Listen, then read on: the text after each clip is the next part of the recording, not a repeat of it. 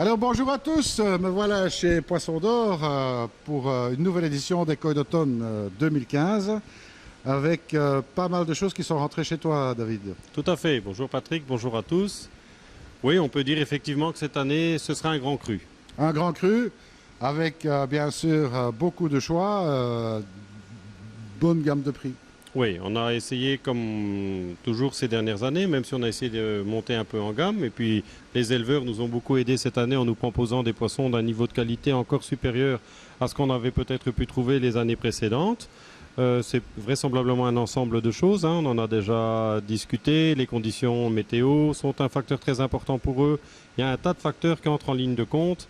Il y a le fait qu'on travaille avec les mêmes personnes depuis des années et évidemment, avec le temps, ce sont des choses qui finissent par payer. Alors Olivier a le bon oeil, hein. Je crois Tout à qu'on fait. peut lui lever le chapeau, il a fait une superbe Absolument, il a fait sélection. une très belle sélection, il est allé au bon moment et on peut dire que dans beaucoup de cas de figure, il est arrivé au bon moment, au bon endroit. Alors bon, ben, je crois que la vidéo elle sera diffusée après les portes ouvertes puisque bon, on est au 14-15 pour les portes ouvertes. Oui, notre monteur est pas très rapide, faut l'excuser, mais bon, on lui pardonnera ça. Oui, enfin bon, on essaie de faire son possible, hein. Quoi qu'il en soit, ben, c'est aussi une première télévision en direct ici. Oui, absolument. Donc ça, c'est une idée qui nous trotte dans la tête depuis un petit temps déjà et on a décidé de saisir cette occasion pour le faire. Alors bon, ben, je sais qu'il y a quand même pas mal de monde qui regarde aussi la partie koi, mais qui sont aquariophiles, hein. Beaucoup Beaucoup de d'amateurs gens, de ouais. bassin étaient aquariophiles avant d'être amateurs de bassin, Oui, et inversement. et inversement. Et bien sûr, on essaiera de faire de plus en plus des émissions en direct. Oui, bon, demain ça va être un essai. On va essayer de faire en sorte que ça se passe le mieux possible, hein. Même si les conditions ne seront pas toujours nécessairement des plus aisées demain, puisque c'est en même temps un week-end de porte ouverte, donc il risque d'avoir un petit peu d'affluence. Mais on va faire au mieux. On fera au mieux, donc attendez-vous à avoir des aquavideomag en direct, ce qui aura comme avantage de pouvoir poser des questions en direct aussi. Absolument, ça va permettre une interactivité plus importante que ce qu'on avait jusqu'à présent. Alors on verra ça pour bien sûr un peu plus tard, mais chaque chose en son temps. Moi je pense que David, c'est bien de dire qu'on a fait une belle sélection, c'est mieux d'aller voir. Ah ben, c'est le but, hein. Restez avec nous. On y va. Alors David, ici un premier bowl. Voilà, un premier bowl où j'ai fait une petite sélection. Ça, on peut dire que ce sera en taille parmi les plus petits Nisai que nous aurons sélectionnés donc cette année. Là, j'ai représenté un petit peu quelques variétés qu'on essaie toujours d'avoir, même si c'est pas facile d'avoir. Il y a des choses comme par exemple le Ginri Nazagi qu'on a toujours en toute petite quantité, Doitsu Oshiba, quelques Bogoshiki qui sont ici dans la catégorie que je montre là parmi les meilleurs marchés de ce qu'on aura pour les koi de cet automne donc, un Ishowa. Donc là, on est sur des poissons, allez, je dirais en taille autour de 35 cm, à peu de choses près, entre 35, un petit 40 pour les plus grands. Donc ça fait partie, comme je disais, des plus petits Nisai qu'on aura pour cet automne. Mais on a évidemment un très très bel assortiment cette année. Je pense que on aura l'occasion d'en reparler pendant le petit reportage qu'on fait ensemble maintenant. Mais on a un assortiment, je pense, comme on aura rarement eu jusqu'à aujourd'hui. Alors bon, les goshiki, enfin ce petit bowl là, c'est de quel éleveur? Ça, c'est du Koda. Donc ça, c'est un éleveur avec qui on travaille pas mal. Il fait du Bogoshiki, il fait du Doitsu Ariwake, Doitsu Purashina, des choses comme ça en fait. Le Ishowa d'ailleurs, ça vient de chez lui aussi. Donc Ouais, on est superbe, superbe Ariwake en tous les cas. Oui, Ariwake, on a eu une opportunité cette année. On est arrivé vraiment les premiers alors qu'il avait juste fait la récolte, ce qui nous a permis de retirer évidemment les meilleurs de la récolte. Et les goshiki, eux, qui ne demandent qu'à noircir chez nous. Tout à fait. Et on voit là, le pattern est bien. Au niveau couleur, on est déjà aussi très très bien. Donc non, des très beaux poissons à un excellent rapport qualité-prix. Eh bien, on continue. On continue. Voilà David, un deuxième bowl ici, on est chez qui là? Alors, un deuxième petit bowl, effectivement. Alors ici, on a, que je ne dise pas de bêtises, on a Kaze pour les Showa, pour les Shiroitsuri, pardon. Goromo, celui-ci qu'on présente là, vient de chez Otsuka. Les petits Kujaku, pareil. Et Asagi, pareil. Donc, à nouveau, on va commencer doucement. C'est-à-dire que là, je représente de nouveau les plus, entre guillemets, les plus petits et dans les meilleurs marchés de la sélection de cette année. Mais on peut remarquer que déjà dans cette gamme-là, c'est quand même déjà de la qualité. Il n'y a pas de problème sur des poissons qui peuvent avoir un beau potentiel de grossissement. Oui, tout à fait. Et puis encore une fois, pour nous, ce qui est très important, c'est toujours un bon rapport qualité-prix. Évidemment qu'ici, on n'est pas sur des poissons à 5 000 euros. On reste sur des poissons bon marché, je dirais, pour du koi de 2 ans japonais. Mais on a pu être très très sélectif pour donner une petite idée et une parenthèse par rapport au Shiro Utsuri. On a aussi eu la possibilité de les choisir parmi les premiers. Et sur un bassin où il y en avait 250, on est parvenu à en retirer une petite dizaine seulement. Donc ça donne une petite idée du niveau de sélection qu'on apporte pour arriver à présenter des poissons de ce niveau-là. On se rend compte d'ailleurs d'une chose, pour la parenthèse Shiro Utsuri, ça semble être une variété qui est de plus en plus difficile à trouver, d'un niveau correct, et c'est tellement difficile apparemment à élever qu'il y a de moins en moins d'éleveurs au Japon qui le font. Oui, bon, mis à part bien entendu au Mosako, mais les prix ne seront plus les mêmes. Voilà, on est Donc, sur une autre planète. C'est une autre gamme. Et puis, bon, il faut quand même, moi je voudrais quand même lever mon chapeau à Olivier, qui, il faut bien le dire, a fait un travail fantastique au Japon. Tout à fait. Et oui, qui a su faire des sélections avec des koi et un pattern vraiment très intéressant. Je crois qu'ils feront plaisir à beaucoup de monde. Absolument. Et puis, autant au niveau de l'assortiment en variété que l'assortiment en gamme, on a vraiment, comme on disait tout à l'heure, bon, est-ce que c'est lié au fait qu'on est allé spécialement au bon moment? Est-ce que cette année a été meilleure chez les éleveurs? Mais c'est vrai que l'assortiment est très très bien et on a vraiment un petit peu pour, j'irais pour tous les goûts, que ce soit en taille comme en budget. Allez, on continue. Au suivant. Alors voilà, David, ici on passe à des tailles un peu plus conséquentes. Tout à fait, on passe à une taille au-dessus et surtout à un niveau de qualité aussi au-dessus. En ce sens que là, on est sur des poissons qui ont un potentiel plus important encore que ce qu'on a pu voir jusqu'à présent pour les premiers bowls qu'on a sélectionnés. On a donc d'abord Kigoi et Benigoi. Donc ceux-là, j'ai voulu les présenter parce qu'ils viennent de chez un de nos éleveurs favoris qui est en fait Kataoka, qui est évidemment extrêmement connu pour ses asagi. Il a commencé à faire Kigoi et Benigoi et on se rend compte, il a en fait fait un croisement pour arriver à ce résultat-là et on a un potentiel de croissance qui est vraiment extraordinaire sur ces variétés-là. Il faut préciser, ce sont des femelles, niveau de qualité élevé. Alors, je présume que ça va se voir évidemment à l'image comme on le voit en réalité, il y a quelques petites choses sur la peau des poissons en question. Il ne faut pas oublier, ils sont rentrés la nuit passée, ce qui fait qu'automatiquement, quelquefois dans les sacs pendant le transport, ils se frottent l'un sur l'autre, donc il y a quelquefois des petites choses qui peuvent ressembler à des éventuels défauts qui n'en sont pas. C'est le genre de choses, d'ici quelques semaines, on n'en verra absolument plus rien. Oui, de toute façon, si quelqu'un décide d'acquérir un poisson, il reste ici, bien sûr, tout l'hiver. Absolument. Donc déjà, et puis de toute manière, il est garanti, s'il y a un problème, voilà. Absolument, oui, ça c'est important, tu fais bien de le préciser. Donc effectivement, les poissons peuvent être réservés maintenant. Ils passent évidemment l'hiver chez nous. Et alors automatiquement, nous on garantit que ça se passe bien. Et si ça devait ne pas bien se passer, ça peut toujours arriver, un accident. On souhaite évidemment que ça arrive le moins possible, mais si ça devait arriver, soit on rembourse la compte du client. Si le koi qu'il a choisi n'est plus disponible ou bien s'il devait être blessé, ce qui est malheureusement pas impossible, à ce moment-là, soit on rembourse sa compte, soit le client peut en choisir un autre, il n'y a pas de souci. Alors ici, on a encore quelques Doitsu qui sont bien sympathiques au demeurant. Tout à fait. Donc là, on a du Doitsu, Doitsu Showa et Doitsu Sankei. J'ai voulu les présenter aussi. On n'est pas encore sur des tailles énormes pour du Nisai, mais un très très bon rapport qualité-prix. Au niveau couleur, on est sur du haut de gamme. On est sur du très beau poisson là déjà, que ce soit Showa et Doitsu Sankei, qui viennent tous de chez Hiroi, qui est un des grands noms évidemment pour ce genre de variété. Absolument. Eh bien, on va continuer. On y va. Go-Sankei ici, David. Go-Sankei, donc un Kohaku, 3 Ginrin Sankei. Très très bon niveau. Là, on est sur un niveau de qualité qui est encore au-dessus. Ça, on peut considérer que c'est qualité concours. C'est ça. Ouais, comme on dit souvent, show class. Voilà, oui, tout à fait. Alors, ce sont des poissons qui viennent de chez quel éleveur, ça? Hiroi.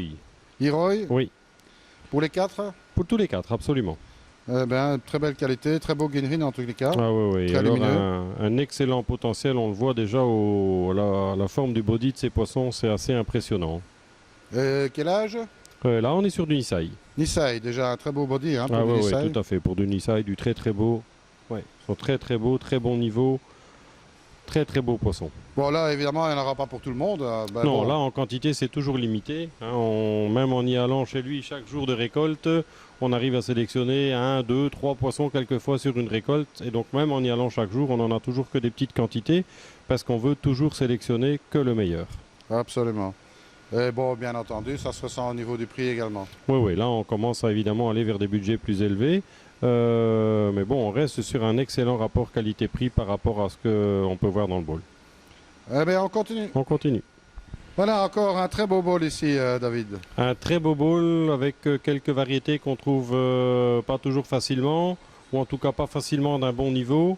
Je pense par exemple au goshiki. Ici, on est parvenu à aller chez un éleveur avec qui on n'a pas encore beaucoup travaillé par le passé, qui est Cano, mais qui est un grand nom pour les goshiki. C'est des poissons qui sont très très bien pour le développement, pour le futur. On voit bien que ce sont des poissons qui ne sont pas encore arrivés tout à fait à maturité, que ce soit au niveau coloration, au niveau forme, mais ce sont des poissons qui ont énormément de potentiel pour le futur. Ensuite, j'ai voulu présenter quelques Beni Kumonryu qui sont des poissons toujours très très commerciaux et qui sont difficiles à trouver d'un bon niveau comme on a là. Et cette année, on a peut-être un peu plus en quantité que ce qu'on a pu avoir les années précédentes. Ce sont des poissons pour lesquels on a toujours beaucoup de demandes, plus de demandes en fait que d'offres. Et alors j'ai également voulu présenter un Goromo qui vient d'un des spécialistes pour cette variété qui est Sakazume. On en a quelques-uns, j'en ai présenté qu'un seul parce que les autres sont un petit peu plus irrités, ils ont un petit peu plus souffert du voyage. Mais j'ai bon espoir que dans quelques jours, on n'en voit plus grand-chose. Alors bien sûr, pour les goshiki, on peut constater un i qui est vraiment resplendissant. Hein. Oui, tout à fait. On voit que c'est vraiment des poissons avec énormément de potentiel pour le futur. Ça, c'est vraiment le poisson par excellence pour celui qui veut se faire plaisir et qui veut à long terme bien voir évoluer ses koi dans le bon sens. Ça, c'est vraiment quelque chose. Celui qui prend plaisir à voir évoluer ses koi, que ce soit en taille ou au niveau de la qualité de la couleur de ses poissons dans le futur, ça, c'est vraiment quelque chose qu'on peut lui recommander. Alors les Beni Kumonryu, ils ont un Shiroji à couper le souffle. Hein. C'est très superbe. très très beau. Mais là aussi, hein, on arrive à les retirer quelquefois au total 30 pièces dans un bassin où il vient d'en rentrer une récolte complète où il y en a 400 par exemple. C'est ça, donc la sélection c'est quelque chose de très important. Alors bon, bien entendu, un petit mot quand même sur le fait que bon, tous ces poissons vont subir une quarantaine ici, ils viennent d'arriver hier en fait. Hein, ici. Oui, ils sont arrivés la nuit passée, c'est-à-dire il y a quelques heures seulement, hein, donc c'est pas rien comme voyage. Il faut quand même rappeler qu'on est allé les sectionner là-bas. Donc ils sont rentrés des étangs. Dès qu'ils sont rentrés des étangs, qu'est-ce qu'on fait nous dans les bassins? On reva avec les puisettes, sélectionner les plus beaux. Ils sont mis dans des bowls pour faire des photos. Ils sont redéplacés pour être mis dans des bassins de stockage avant leur exportation. Là, ils sont de nouveau pêchés, emballés. Bon, évidemment, même s'ils font ça très bien, sont bien entendu pas des débutants. Mais tout ça, évidemment, sont des choses qui font que les poissons sont quand même, il faut le dire, stressés et transportés et manipulés plusieurs fois. Entre deux, encore une fois, une manipulation pour les photos, maintenant à nouveau une pour les vidéos. Ils vont tous, je pense, être contents que le week-end porte ouverte soit passé. Là, absolument, pour laisser un petit peu en tranquillité. Absolument. Et puis bon, la quarantaine, elle va durer longtemps puisqu'on a tout l'hiver pour la faire. Ah oui, c'est en général, on ne conseille pas aux gens de les mettre avant, j'irai début avril. Donc en faisant le compte, ça fait 4 mois et demi à peu de choses près. Absolument. Eh bien, on continue. On continue. Alors David, ici on grimpe encore un petit cran en taille et aussi une très très très belle qualité. Hein. Tout à fait. Alors ici un petit bowl de un de nos éleveurs favoris, en tout cas pour ce qui est Doitsu, qui est donc Shinoda, qu'on ne présente plus pour ces variétés-là. Très très beau Doitsu Kohaku, superbe Doitsu Sanke et Doitsu Showa. Alors une petite précision, les 3 plus petits sont dans le bowl sont âgés de 2 ans, hein, donc ça sont des Nisai, et les 2 plus grands sont des Sansai, donc de 3 ans. Le Doitsu Showa et le Doitsu Sanke, très très belle qualité, que ce soit au niveau forme, que ce soit au niveau de qualité de peau, à tous les niveaux, vraiment du très très beau poisson. Surtout au niveau du body, parce que c'est des poissons qui ont une belle architecture au niveau du body. Absolument. Et un Shiroji, évidemment, comme on le connaît chez Shinoda. Ah oui, c'est vraiment, il fait ça et Bon, ici, cette année, on a eu l'impression que chez plusieurs éleveurs, c'était évidemment bien monté en gamme. Alors lié à différentes choses, vraisemblablement entre autres les conditions climatiques, Mais pour le reste, non, il fait vraiment du très très beau poisson. Et pour ce qui est Sansai, on a eu l'opportunité d'être les premiers au moment où il est ramené. Bon, c'est quelquefois un peu compliqué à ce moment-là. Il faut patienter un peu, le temps qu'il décharge, qu'il fasse le tri, tout ça. Mais en général, on est récompensé parce qu'on peut choisir dans les premiers. Absolument. Et, le résultat est à la hauteur. On va dire que ce sont déjà des koi pour amateurs avertis. Oui, absolument. Oui, tout à fait. Ça, c'est... Et puis, ils sont des koi, on a pu remarquer avec l'expérience ces dernières années qui évolue extrêmement bien chez nous. Il fait des poissons qui sont extrêmement robustes. Et très stable. Hein. Et très stables, que ce soit au niveau couleur, tout ça, absolument. Voilà. On continue. On continue. Alors, retour sur de Go Sankei ici avec deux superbes kohaku. Deux superbes kohaku, un couple pour être précis. Alors, du Nisai, c'est-à-dire 2 ans, taille, je dirais 45 à peu de choses près. On a voulu présenter un couple, pourquoi? Pour voir un petit peu, non pas parce que l'écart n'est pas flagrant à voir comme ça. Hein. Au niveau de la forme, ça a tendance à diminuer un petit peu avec le temps, mais évidemment que le potentiel de croissance est beaucoup plus élevé pour les femelles. Le plus rouge des deux étant le mâle. Ça sont deux poissons qui viennent tous les deux de chez Torazo, un des plus grands noms du nord du Japon pour les kohaku. Un très très gros potentiel de croissance. Au niveau forme, il a des très très beaux kohaku. Et on a aussi l'impression qu'année après année, il continue de nous faire des poissons qui sont de plus en plus beaux. Alors là, évidemment, on peut remarquer le kiwa qui est très marqué sur ces poissons, déjà, même sur la femelle. Et ça, c'est très important, évidemment. Absolument. C'est vraiment là des poissons aussi pour les amateurs, c'est-à-dire des gens qui veulent, qui attachent beaucoup d'importance au bon développement de leur koi. Et là, on a vraiment des koi haut de gamme, je dirais, pour des gens qui recherchent des poissons de qualité pour le futur à long terme. Très beau poisson, Torazo, évidemment, très grand nom, comme tu l'as dit, sur le kohaku, fait aussi du sankei. Oui, absolument. Et bon, voilà, c'est un gage de qualité, non seulement de qualité, mais de croissance, parce que c'est aussi quelqu'un qui fait de très grands poissons. Oui, oui, très très gros poissons, absolument. Donc oui. C'est toujours un plaisir d'aller chez Torazo et d'aller voir ce qui n'est pas payable, finalement.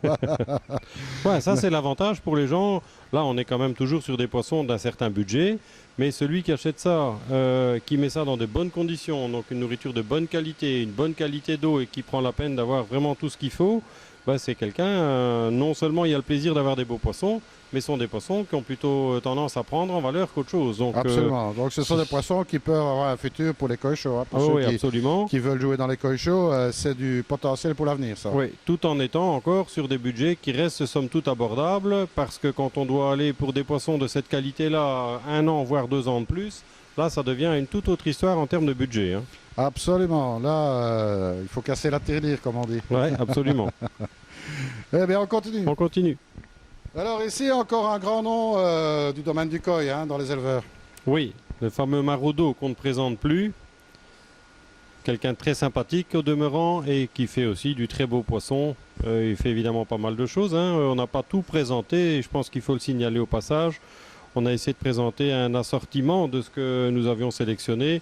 On a évidemment beaucoup d'autres choses comme du Ginrin Shagoi, du Karashigoi, du Yamabuki qu'on n'a pas voulu présenter, bon, qui sont des choses somme toute plus courantes qu'on a évidemment, mais bon, ça les gens qui vont venir ce week-end ou bien qui regarderont sur notre site, ils vont avoir la possibilité d'avoir un aperçu vraiment détaillé de ce qu'on peut proposer. Ici, le but de la vidéo, c'est de donner une petite idée, bien sûr. Alors bon, Marudo est très connu pour les shagoi, mais ne fait pas que des shagoi. Ah non, on ne fait pas que des shagoi. Là, en l'occurrence, on a eu l'occasion chez lui cette année de trouver aussi du beau Go Sankei.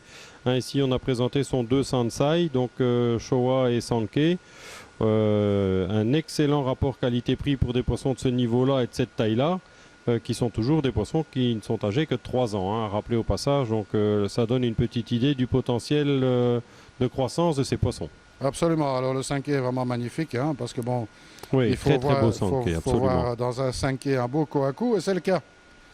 Mais on a remarqué ces dernières années que Marudo il faisait de plus en plus du sankei et bon, on a remarqué ça il y a 2 ans où on a même été un peu surpris. Ça nous a fait un peu peur, je dois dire.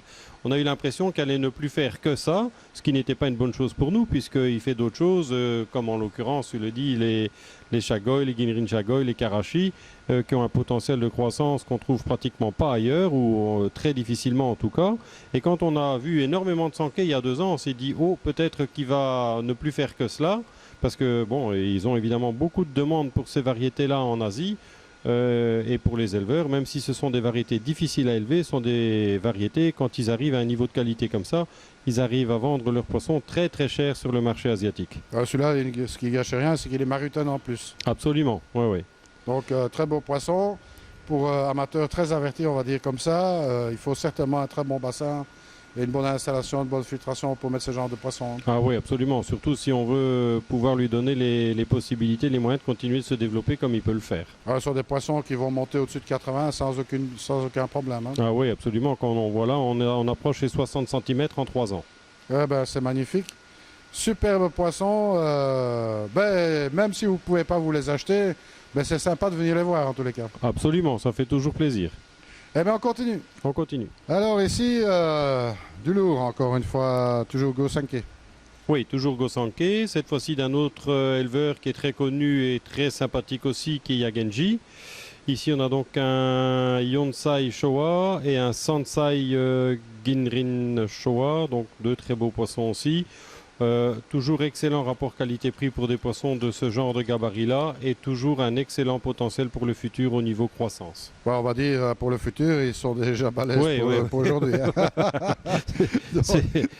Si on continue à les nourrir correctement, ça devrait le faire. Ah oui, absolument. Ouais, non, mais je veux dire, c'est quand même important de parler du futur parce que celui qui achète un poisson comme ça, quelque part, si dans un an ou deux, il se retrouve avec un poisson d'une forme d'un spaghetti, évidemment qu'il ne sera pas très content. Et on fait, nous, évidemment, attention à ce genre de choses. Le but est quand même d'avoir des poissons pour lesquels le client, le propriétaire final, qu'il en ait du plaisir et pas du plaisir pendant un mois. Le but, évidemment, avec ce genre de poisson, c'est qu'il continue quand même de bien évoluer et de bien se maintenir, que ce soit en forme comme en couleur. C'est ça. Bon, déjà, on peut dire qu'ils ont un sumi absolument profond. Donc, ce qui ne gâche rien pour un Showa, bien sûr. Absolument, oui, tout à fait. Un Motoguro bien équilibré sur les deux pectorales, donc ça fait toujours plaisir à voir. Et puis, pour le Ginrin, un Ginrin qui est assez éclatant de tous les côtés. Hein. Tout à fait, même si on ne le voit peut-être pas à l'image, mais en réalité on le voit et est évidemment un peu irrité, mais ça aussi c'est lié au transport. Hein. Ce sont des poissons, quand ils ont peur, bon, forcément que c'est vite arrivé qu'ils se frottent un petit peu à droite à gauche. Mais bon, on a l'habitude, une fois qu'on est sur des gros gabarits comme ça, il n'y a rien à faire. Le transport reste évidemment quelque chose qui peut quelquefois laisser des petits bobos après le transport. Absolument. Alors maintenant, je propose qu'on en fasse un petit dernier pour la route. Un petit dernier, restez avec nous. Alors David, le dernier bac ici, pas le moins intéressant du reste. Non, surtout pour le futur. Là aussi, c'est des poissons pour les connaisseurs, je dirais. Alors on a d'abord la Zagi qui vient de chez Kataoka. Très haute qualité, femelle, donc pour le futur très important, très difficile à acheter parce qu'il faut rappeler que les éleveurs, une fois qu'on est sur ce niveau-là en femelle en 2 ans, s'ils n'ont pas un grand besoin de place, ils préfèrent les garder et les vendre 2 fois, 3 fois plus cher l'année suivante.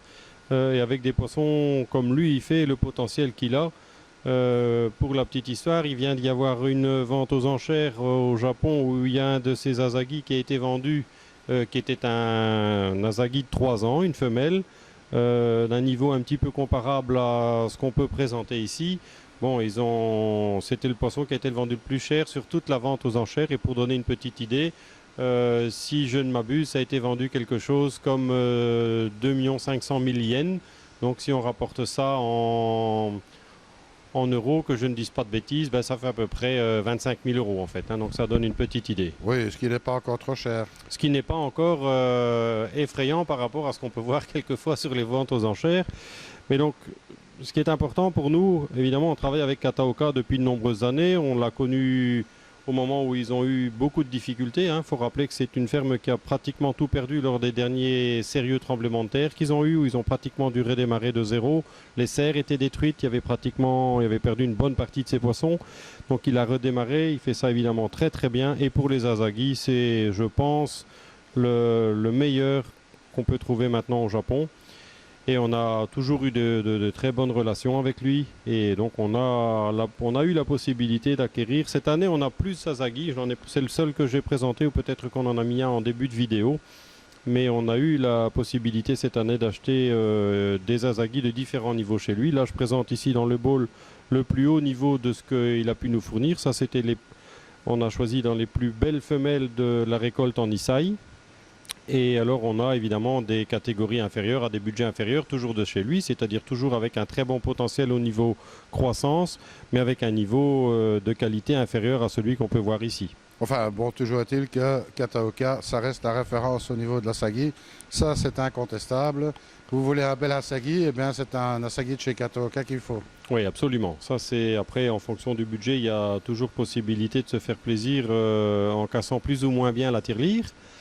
Et alors le deuxième poisson que j'ai voulu présenter là, qui est en fait un Showa de chez Issa, qui est aussi un très grand nom pour les Showa. Là on est sur du Nisai, poisson de très très bonne qualité aussi. Toujours un poisson important à mon avis pour le futur. Hein. On voit quand même souvent Issa qui gagne des concours avec ses Showa. C'est pas toujours des gens chez qui il est facile d'acheter des poissons d'un haut niveau, parce qu'il faut rappeler, on l'a déjà dit tout à l'heure, sont des gens qui ont une demande sur le marché asiatique qui est très importante, et où les prix pour ce genre de poissons sont extrêmement élevés. Oui, Isa, on est passé quelques fois chez eux. Et effectivement, les prix ont tendance à subir de l'inflation. Ah, ouais, ouais. Bon, les deux grands noms évidemment du Nord, c'est Isa et Dainichi. Et bon, je ne crois pas qu'on puisse vraiment les départager parce que bon... Ils font ça extrêmement bien tous les deux, ils ont des poissons extraordinaires tous les deux. C'est deux lignées un petit peu différentes, mais deux lignées de Showa qui sont vraiment très impressionnants et très agréables à regarder. Tout à fait. Donc très, voilà. très belle qualité en tous les cas. On peut remarquer que Poisson d'Or a quand même mis les petits plats dans les grands et a quand même essayé de monter un petit peu la gamme cette année, ou c'est une impression? Non, c'est pas une impression. Hein. Chaque année, on essaie évidemment de monter un peu à la fois. Hein. On aime mieux de commencer doucement et puis d'aller en montant que de devoir faire la manœuvre inverse. Donc c'est vrai que chaque année, mais ça ne dépend pas que de nous évidemment. Hein. On doit être là-bas au bon moment, on en a déjà parlé. Mais on doit aussi évidemment, je pense qu'on bénéficie maintenant un petit peu de la relation qu'on a établie avec les éleveurs depuis toutes les années qu'on va. Hein. On y va quand même en moyenne 2 fois, voire quelquefois même 3 fois par an. Donc bon, ça se passe bien. On a un petit réseau d'éleveurs avec qui on a des très très bonnes relations, qui font, cela dit en passant, pour une grande majorité d'entre eux, du très très bon boulot. Et c'est surtout, parce que le travail, ce qu'on voit dans les bowls maintenant, c'est d'abord leur travail et c'est d'abord... le résultat auquel eux sont arrivés. Hein. C'est sûr que si nous on va là-bas et qu'on choisit les moins beaux, ça n'a pas beaucoup d'intérêt. Mais si eux ne produisent pas du poisson de très bonne qualité comme on peut voir là, on ne sait pas nous derrière aller choisir les plus beaux. Hein. Absolument.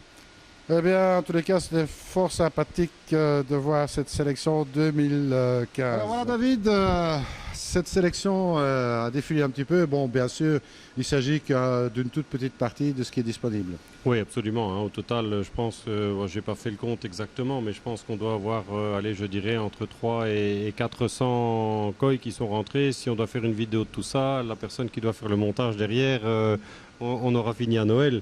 Mais le but est vraiment de donner une petite idée de ce qu'on a au niveau gamme de prix, au niveau assortiment. Donc c'est vraiment le but de donner une petite idée. Mais il est évident qu'on ne sait pas tout montrer à distance comme ça sur une vidéo. Alors, gamme de prix. Gamme de prix. Alors je dirais qu'on démarre entre 200 et 250 pour les plus petits Nisai, donc les koi de 2 ans. Il faut rappeler que tous ces poissons, un à un, nous les avons sélectionnés nous-mêmes au Japon. Donc on ne va pas là-bas pour choisir des poissons en achetant nécessairement des quantités sans sélectionner. Absolument tous les poissons qu'on prend la peine de vouloir garder tout l'hiver et de stocker tout l'hiver, un à un, ils ont été sélectionnés, ils ont été pêchés, on a vraiment fait un boulot de sélection qui est très très important. Absolument. Et bon, on peut soulever le chapeau à Olivier qui a fait un travail. Olivier qui a fait un très bon boulot et bon, on en a déjà parlé, mais oui, absolument. Alors bon, bien entendu, c'est pas fini parce qu'Olivier, il avait un petit peu de boulot aussi pour faire les photos de tous ces poissons. Ah, c'est énorme, les gens ne se rendent pas toujours compte de ça, hein, mais quand il y a toutes ces quantités de poissons, celui qui veut une fois essayer de faire une belle photo d'un poisson, il va se rendre compte du temps que ça peut prendre. Je vous laisse imaginer quand il faut en faire 300 ou 400, le lendemain du jour où ils sont rentrés, alors qu'ils sont en fait, je dis rentrés le jour, ils sont plutôt rentrés la nuit. Donc non, c'est effectivement beaucoup de travail. C'est complet. On essaie évidemment de faire au mieux, mais c'est compliqué de faire tout ça dans des bonnes conditions pour être pour être prêt évidemment pour les portes ouvertes, pour que les gens aient une bonne idée de ce qu'ils vont pouvoir trouver avant de se déplacer. Alors les portes ouvertes, c'est bien sûr une chose, mais bon, tout le monde ne peut pas venir au Poisson d'Or, c'est bien dommage. Donc on retrouve toutes ces photos dans le shop de Poisson d'Or. Absolument, donc sur le site, là aussi, une photo, le descriptif, quand c'est possible, parce que pour les petits Nissaï, c'est pas toujours aisé, mais quand c'est possible, on indique chaque fois le sexe, mâle, femelle bien sûr, ainsi que le nom de l'éleveur, bien entendu. Alors, bien entendu, vous pouvez faire des réservations directement sur Internet. Bon, mais ces poissons ne vous seront pas livrés immédiatement, bien entendu. Non, le but est le même, hein, donc ils passent l'hiver chez nous, la quarantaine se passe chez nous. Comment ça se passe pour une réservation, qu'elle se fasse en vente à distance, je dirais, ou sur place, le principe est le même. Lors de la réservation, il y a un acompte de 30% qui est demandé et le solde seulement au moment de l'enlèvement ou du départ du poisson. Départ du poisson ou enlèvement qui aura lieu au mois d'avril. Voilà, en général, on conseille aux gens de le faire en fonction des températures et donc des conditions météo, mais en général, on conseille de faire ça la première quinzaine d'avril. Absolument. Donc, voilà, vous aurez un poisson qui est nickel chrome, qui est certain déparasité, ça c'est le moins qu'on puisse dire, il aura eu le temps, qui aura passé un hiver dans de bonnes conditions. On peut espérer aussi qu'au final, eh bien, un poisson qui mesurait 45 risque de mesurer 45 et un petit peu quelque chose parce que l'hiver aura fait son temps, il y a quand même quelques mois. Nous, on va les maintenir à une température qui va nous permettre de continuer de les nourrir tout l'hiver. Hein. Donc on ne peut pas dire que ce sont des poissons qui vont, entre guillemets, passer l'hiver sans être nourris, comme ça pourrait quelquefois être le cas pour une partie du temps en bassin extérieur. Non, là, on va maintenir une température qui va nous permettre de continuer de les nourrir. Et donc, évidemment, des poissons qui vont continuer de prendre un peu en body comme en taille, même s'il ne faut pas s'attendre à ce qu'ils doublent de taille entre maintenant et le mois de mars. Mais je pense qu'il est aussi important de le préciser. Pour quelles raisons aussi on fait ça et pour quelles raisons on fait les koi d'automne. C'est vraiment pour avoir le tout premier choix chez les éleveurs au Japon. Il est évident que si ce n'était pas quelque chose d'indispensable, pour nous c'est évidemment compliqué. Il faut les rentrer, il faut les stocker pendant tout l'hiver. Ils restent bien entendu chez nous tout l'hiver. Mais c'est vraiment le prix à payer si on veut avoir un niveau de qualité supérieur. C'est-à-dire qu'on doit se rendre au Japon au moment où les éleveurs vident leur bassin, où on va chercher les tout beaux. Mais évidemment, ça nous oblige à les garder tout l'hiver. Mais pour celui qui veut avoir le premier choix, il n'y a aucun doute. Pour les Nissaï, donc les koi de 2 ans et 3 ans, c'est maintenant. Voilà, vous avez un aperçu de ce qu'il y a dans les bacs ici chez Poisson d'Or, en termes de Nissaï, Sensai et au-delà. Et il ne reste plus qu'à jeter un coup d'œil sur le site internet ou bien c'est encore le mieux, c'est de venir voir sur place. Pour celui qui a la possibilité, c'est sûr que, d'autant que demain on a prévu quelques petites activités, hein, en l'occurrence le vétérinaire spécialisé qui est Tim Barbet qui va à nouveau faire une petite, mais plus sous la forme d'un cours cette fois-ci, où il va montrer comment travailler avec un microscope. On va d'ailleurs présenter des microscopes dans des gammes de budget très abordables pour les gens qui souhaiteraient apprendre à soigner, enfin soigner c'est peut-être un grand mot, mais à pouvoir déceler l'essentiel ou une bonne partie en tout cas des éventuels problèmes parasitaires. Le but est un petit peu là demain. Et bien voilà, donc plein d'activités. Et puis n'hésitez pas à consulter le site bien entendu et de nous suivre sur YouTube. Et en attendant, moi je reste à dire une seule chose, hein, David, comme d'habitude, surtout, ne soyez pas sages. À bientôt.